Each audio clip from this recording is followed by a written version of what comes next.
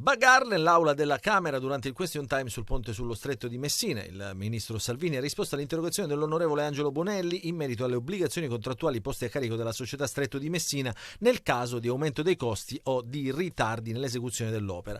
Lei con legge ha riesumato il progetto del ponte sullo Stretto di Messina, vecchio di oltre 10 anni, un costo che aveva inizialmente nel 2005 di 3,9 miliardi di euro, costo che poi è arrivato, secondo i dati del documento economico di programmazione economica e finanziaria, a 13,5 miliardi di euro. Salvini non ha dubbi sulla trasparenza del percorso intrapreso. Io rispetto la sua opinione assolutamente contraria a questa come ad altre grandi opere, penso alla TAV, penso al Mose. Per quello che mi riguarda penso che gli italiani ci abbiano dato fiducia proprio per realizzare quelle piccole e grandi opere in Sicilia, in Lombardia, nel Lazio e in Veneto che da troppi anni i professionisti del no stanno bloccando. Ma Bonelli incalza il ministro. Voi pensate di realizzare un'infrastruttura di questo tipo nella zona dove è avvenuto il terremoto più importante della storia della Repubblica senza fare la micronizzazione sismica?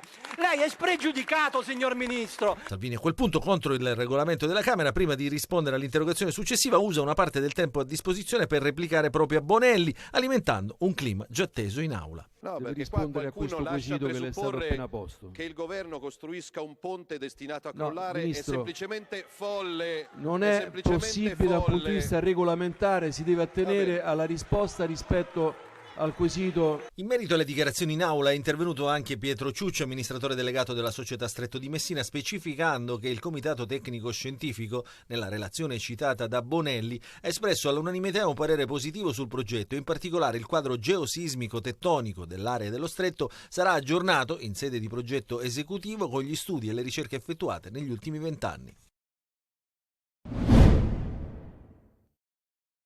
Il GUP di Palermo, Cristina Lobue, ha condannato a 9 anni per favoreggiamento e procurato in osservanza di pena aggravati Giovanni Luppino, l'imprenditore agricolo di Campobello di Mazzara che ha fatto da autista al boss Matteo Messina Denaro negli ultimi anni della sua vita da latitante.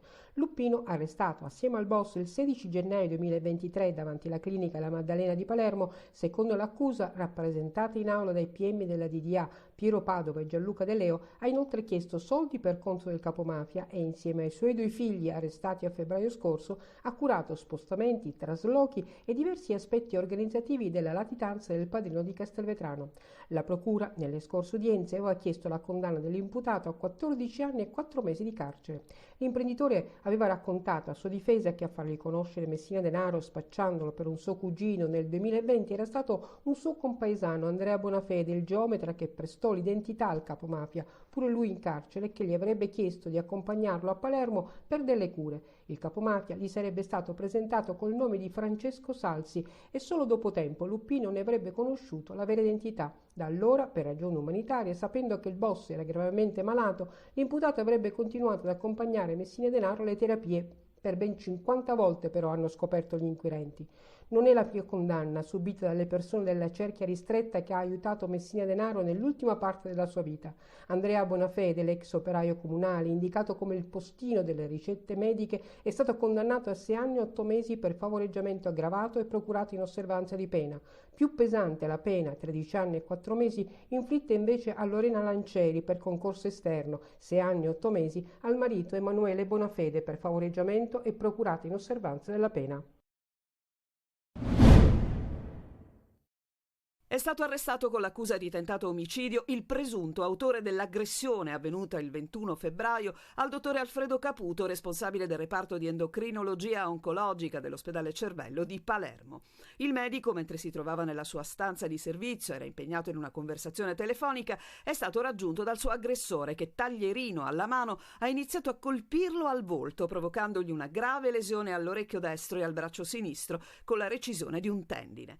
Le indagini e le dichiarazioni di alcuni testimoni hanno consentito di accertare che l'autore della brutale aggressione era un paziente della vittima. Il movente sarebbe legato al risentimento dell'indagato nei confronti del medico per la mancata somministrazione di un farmaco.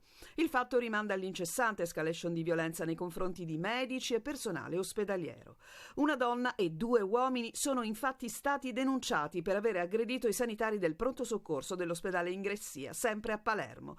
I 3 avrebbero accompagnato un loro loro familiare al pronto soccorso e avrebbero iniziato a bussare con forza alla porta dell'area di soccorso prendendola a calci e pugni e inveito contro i medici, ma sono stati allontanati dalle guardie giurate. Durante i momenti di tensione la donna è riuscita a entrare, ha afferrato per i capelli un'infermiera e avrebbe anche minacciato un'impiegata. È intervenuta la polizia che li ha bloccati, identificati e denunciati.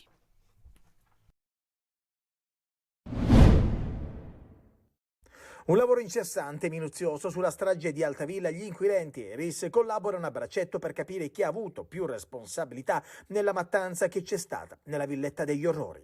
Gli investigatori pensano che un ruolo fondamentale lo abbia avuto la coppia diabolica Massimo Carandente e Sabrina Fina. Sarebbero stati loro i registi della strage, secondo un'ultima pista che stanno percorrendo gli inquirenti. Il sospetto è che Giovanni Barreca possa essere stato drogato con qualche sostanza dalla coppia per indurlo a commettere gli omicidi.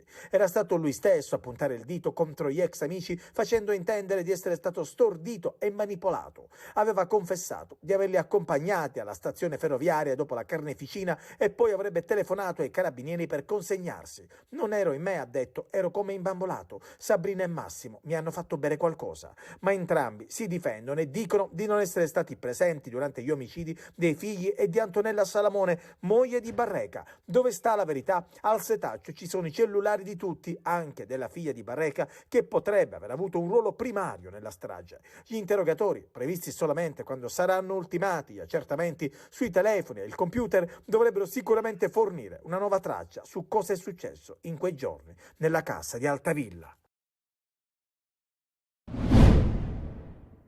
Vogliamo muoverci in un'ottica di prevenzione. Parola d'ordine, prevenzione, per evitare che in Italia si possa radicare il devastante fenomeno dell'uso improprio del fentanyl, farmaco fondamentale per le patologie del dolore, ma che può trasformarsi in strumento di morte se usato come sostitutivo dell'eroina, tendenza ormai consolidata negli Stati Uniti, dove la droga degli zombie ha causato solo nel 2022 100.000 morti.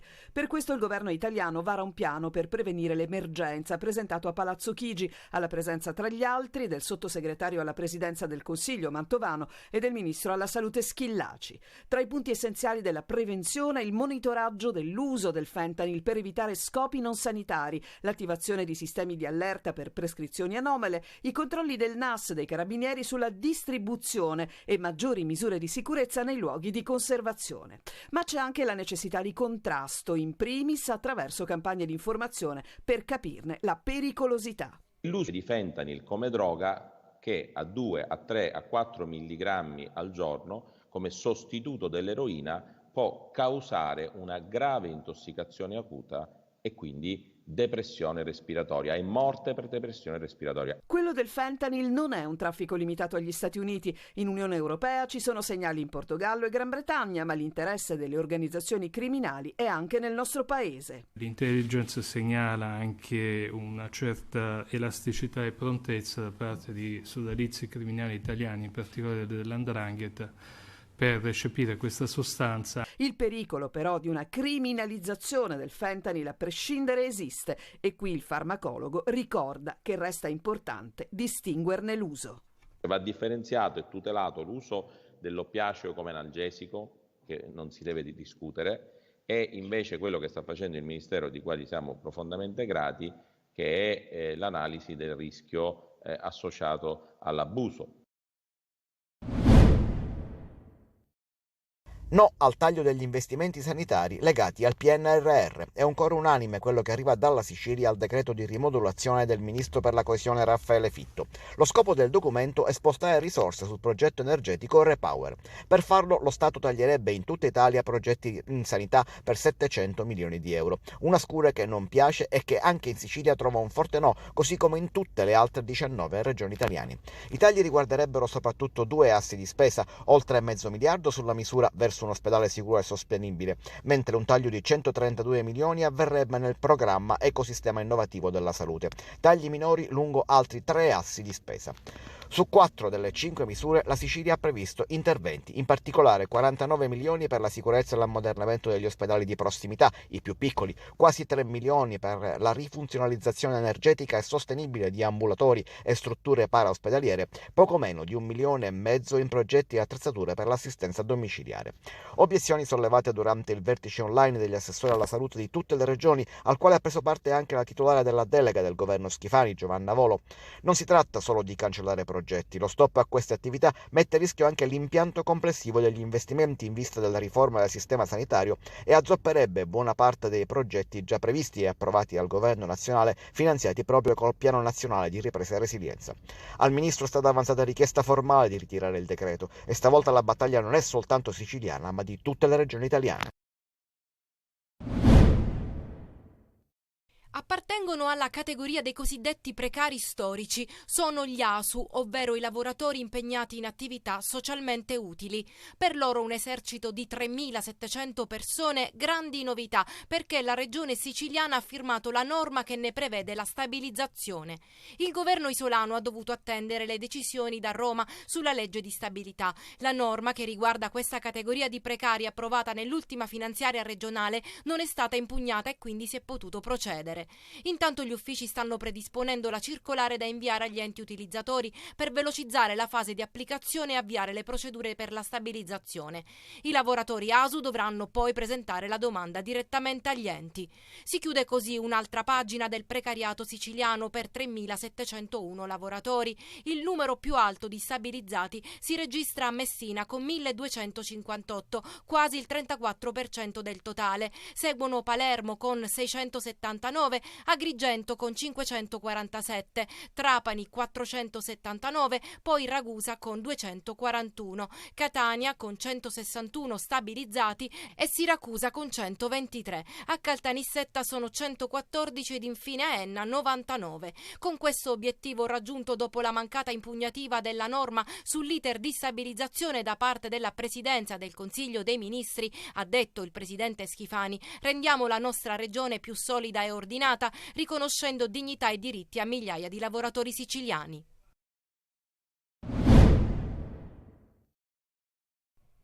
Si era escogitato lo Scippo Drive, un 24enne di Catania che nell'arco di alcuni minuti è diventato il terrore delle donne nel centro storico. Lo vedete in queste immagini mentre nel tentativo di portare a termine il furto ai danni di una passante in via Mancini, angolo via Vasta, le afferra con violenza la borsa mentre è alla guida di una piccola utilitaria col braccio sinistro fuori dal finestrino. La donna viene sbalzata in aria e trascinata per alcuni metri sul selciato, per lei lesioni giudicate guaribili in 7 giorni.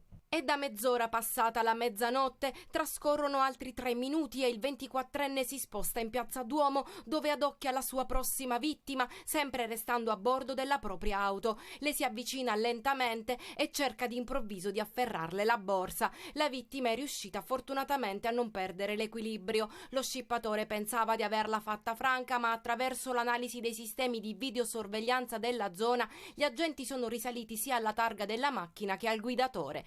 Decisive anche le informazioni raccolte dai testimoni presenti al momento dei fatti. Il giovane è stato individuato e arrestato. Il GIP ha disposto nei confronti del 24enne gli arresti domiciliari per furto, tentato furto con strappo e lesioni personali.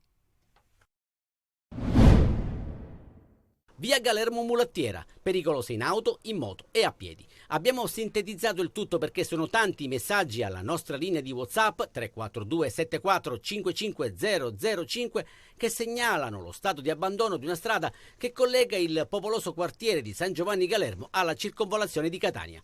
Un'arteria di fondamentale importanza per la viabilità cittadina, ma che al tempo stesso non riceve le giuste attenzioni da parte dell'amministrazione comunale. Basta osservare l'asfalto per rendersene conto, con buche ed avvallamenti che rappresentano un serio pericolo per tutti, in particolare per chi si avventura con un mezzo a 2 ruote.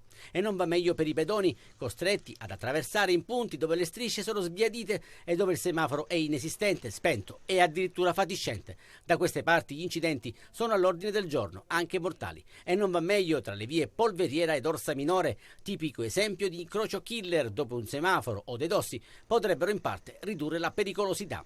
Periferie dimenticate, come conferma il consigliere della 4ª municipalità Giuseppe Ragusa. Abbiamo effettuato 2 consigli, di cui uno itinerante in via Verdimura, e purtroppo le risposte delle amministrazioni centrali non sono mai arrivate. Segnaletica orizzontale e verticale non presente, caditoie distrutte e rumorose, quindi Chiedo che l'amministrazione centrale si attivi immediatamente a risolvere queste problematiche ormai da circa 6 anni presenti e segnalate continuamente dal Consiglio di Municipio. A San Giovanni Calermo non si vedono biciclette, eppure in via Vir di Mura c'è una pista ciclabile sulle cui condizioni è meglio stendere un velo pietoso. Enormi cespugli invadono il tracciato, così gli amanti del pedale possono fare un bel giro che di naturalistico però ha ben poco.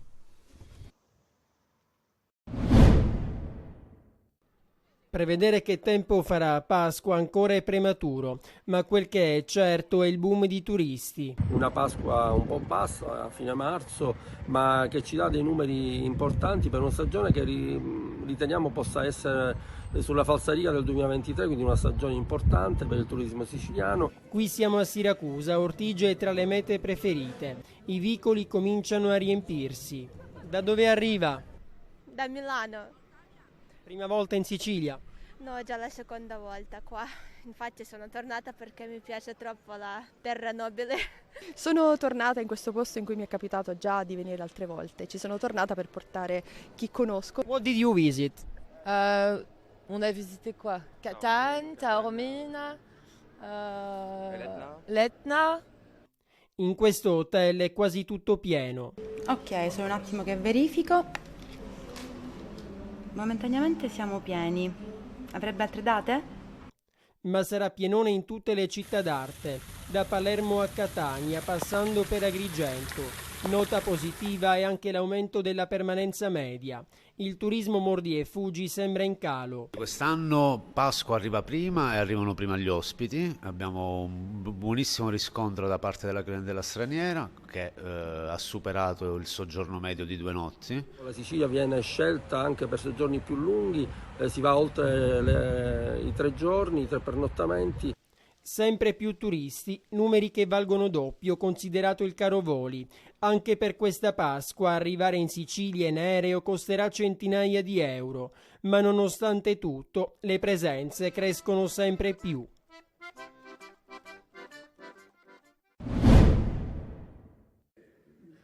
Con i suoi pupi ha fatto divertire migliaia di persone, soprattutto bambini. Orlando, Rinaldo e Nea, tutti i pupi di Mimmo Cuticchio, questa volta si complimentano con il loro maestro per la laurea honoris causa in italianistica che gli ha conferito l'Università di Palermo oggi pomeriggio. Nel 2023 ha compiuto 50 anni il teatrino di Via Bara all'Olivella, dove, proseguendo il tragitto del padre Giacomo, Mimmo Cuticchio è andato oltre la tradizione. L'opera dei pupi fa sempre tutto esaurito e oggi per lui il riconoscimento di Unipà.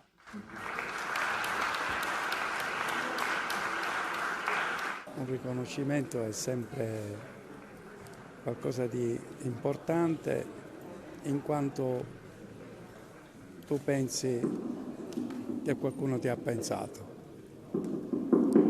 Perché dopo 76 anni quasi di teatro e di girare la Sicilia, l'Italia e il mondo, i riconoscimenti ti arrivano da tutte le parti, soprattutto verbali, cioè il pubblico stesso che ti incoraggia a continuare, il pubblico di tutto il mondo.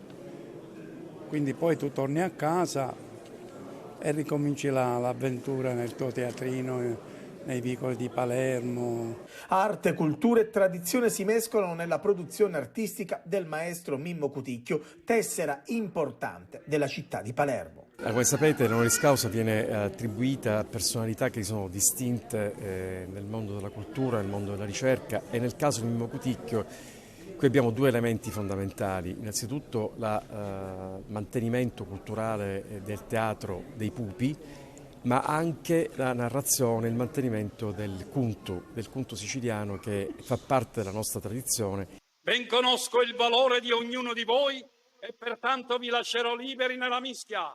Per San Dionigi, scendiamo tutti sul campo di battaglia.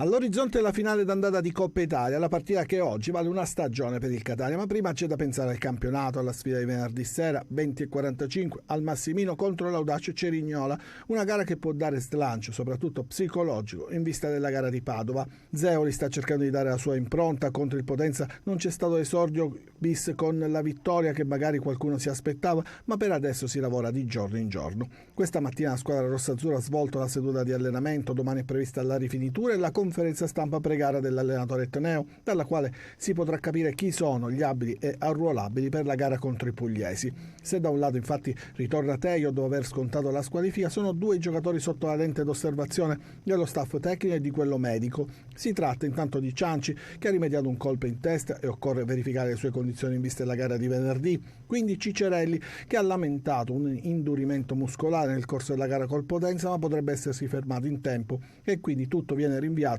alle decisioni che arriveranno dopo aver valutato gli esami strumentali a cui è stato sottoposto il calciatore. Zeoli naturalmente spera di averli a disposizione entrambi, almeno per la panchina, per poi poter contare su di loro nel match contro il Padova. Contro il Cerignola si dovrebbe andare in continuità con l'idea tattica vista contro il Potenza, con il 4-3-3 che Zeoli ha schierato, anche se il tecnico ha lavorato anche sul 4-2-3-1, un'ipotesi da mettere in campo anche a partita in corso.